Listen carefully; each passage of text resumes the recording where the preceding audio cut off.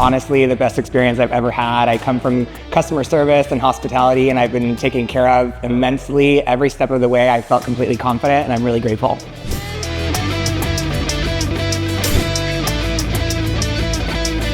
Hi, my name is Scott. I'm 34 years old from the United States. I started losing my hair actually shortly after I finished cosmetology school in my young 20s. And as a hairdresser, that was really hard for me.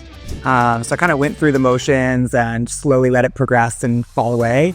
And then in my early 30s, I decided I don't have to live this way anymore. And then I found Hair of Istanbul. It really affected my self-esteem, and I definitely got in my feelings about it. And I was able to find something like this online, and I got super excited about the opportunity, and now I feel great.